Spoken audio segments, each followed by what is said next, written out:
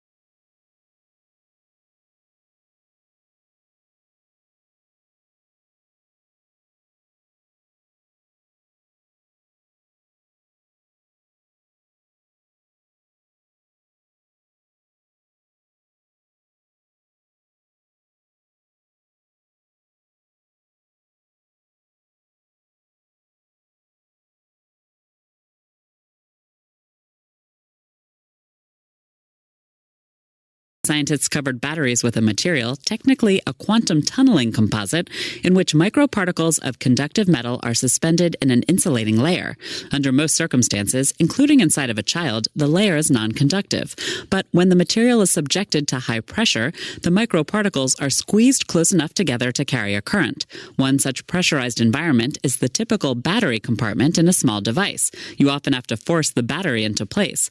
So the same battery that remains inert when swallowed works just fine when it's jammed into its slot in a hearing aid.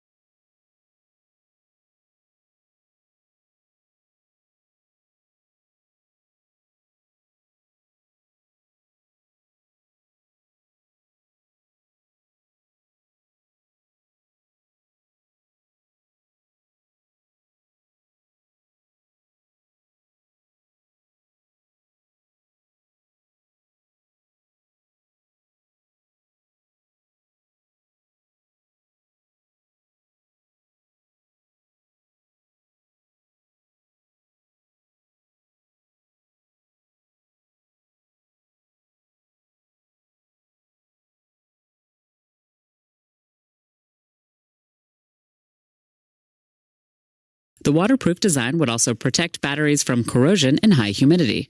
The research is in the Proceedings of the National Academy of Sciences.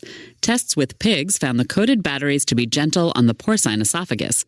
Next step, figure out a way to keep kids from putting the batteries in their mouths in the first place. Can a quantum tunneling composite be made to taste terrible?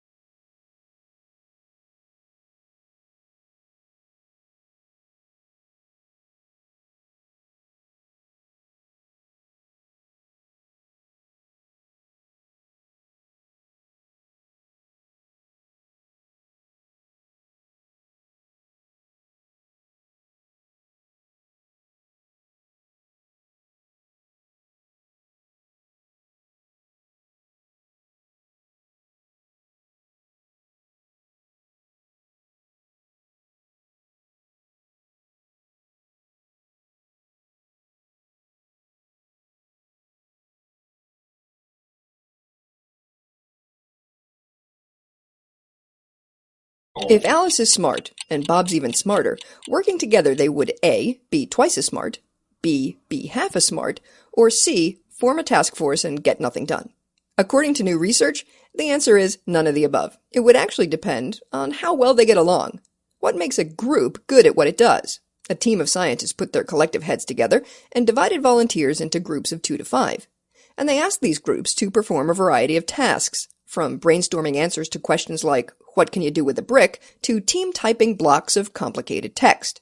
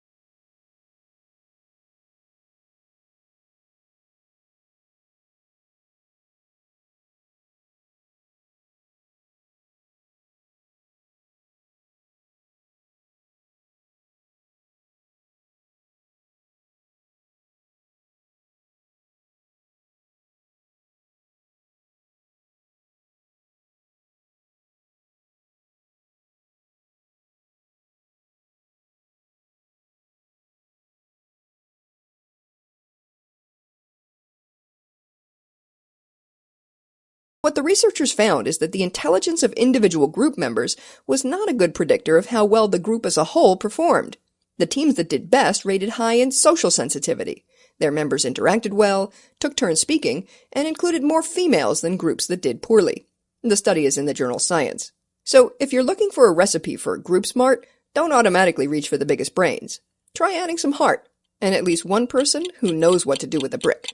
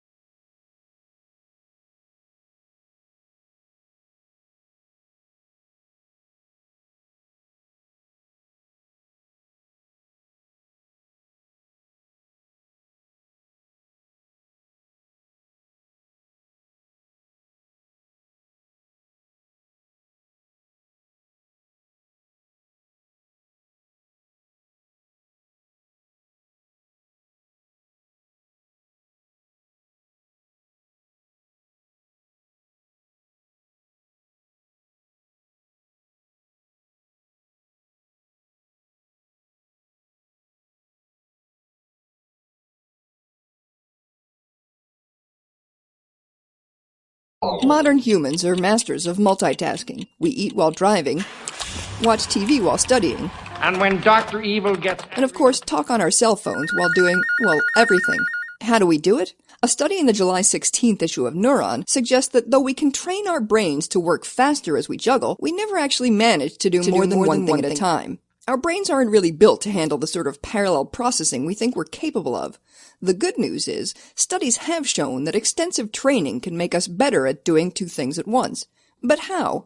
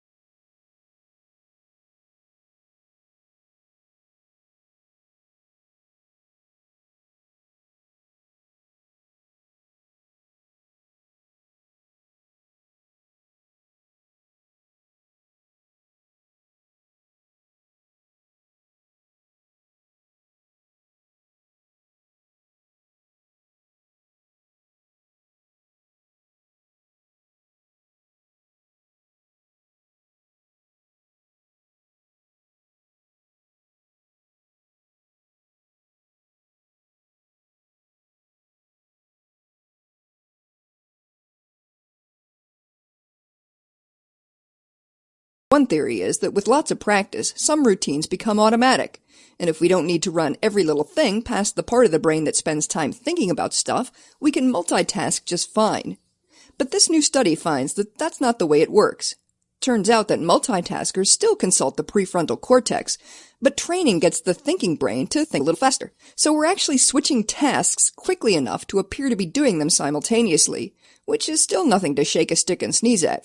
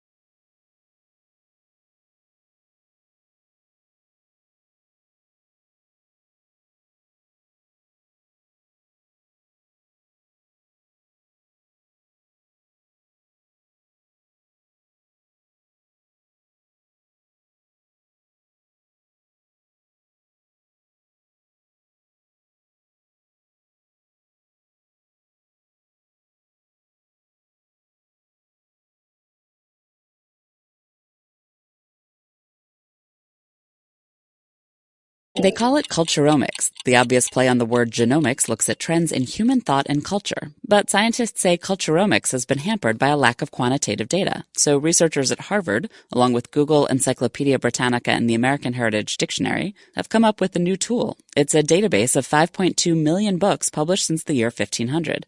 That's 4% of all the books ever published, with a total of 500 billion words. The focus is on English language culture, so 3/4 of the books are in English.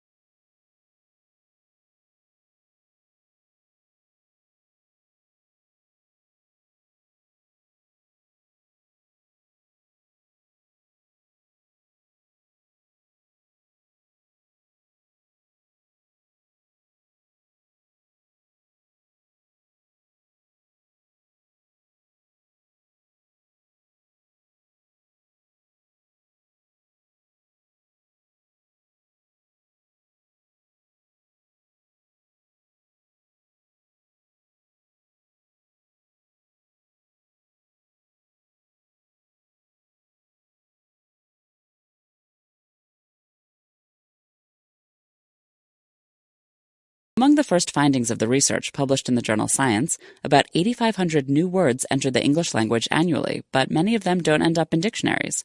And about fame, actors become famous around age 30, writers around 40, and politicians around 50, but the fame of politicians can eventually exceed that of actors. A Google tool called the Books Ngram Viewer is available based on this data. Users can track the usage and frequency of a word or phrase over the past few centuries. Thus, we can watch the fall and rise of Melville, and soon the rise and fall of Snooki.